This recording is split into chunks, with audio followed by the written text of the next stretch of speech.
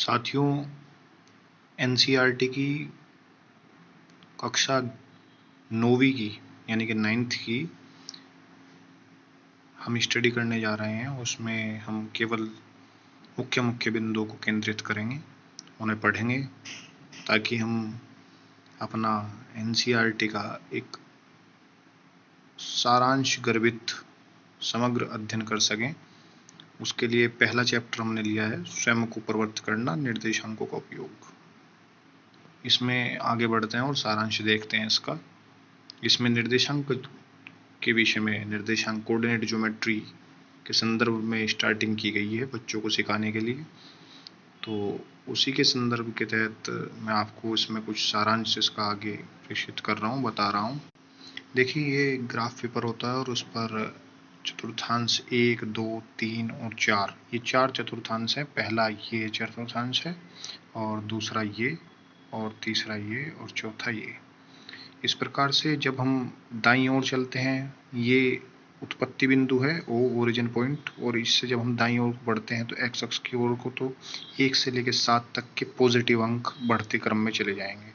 इसी प्रकार से ओरिजिन से जब पीछे की ओर बाईं ओर को चलेंगे तो माइनस में ये सारे अंक अंकित हो जाएंगे। इसी प्रकार से जब हम नीचे की ओर चलेंगे 0 से, तो ये माइनस की ओर अंकित हो जाएंगे यही अंक।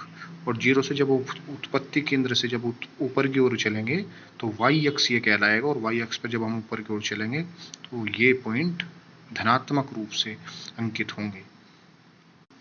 यदि हमें निर्देशांक ज्यामिति के अंतर्गत इस त्रिभुज की लोकेशन बतानी पड़े तो कैसे बताएंगे, कैसे अंकित करेंगे। ए पॉइंट पर जो ए पॉइंट की लोकेशन है वो एक्स अक्ष पे 3 बिंदु चला हुआ है और वाई अक्ष पे 4 बिंदु चला हुआ है।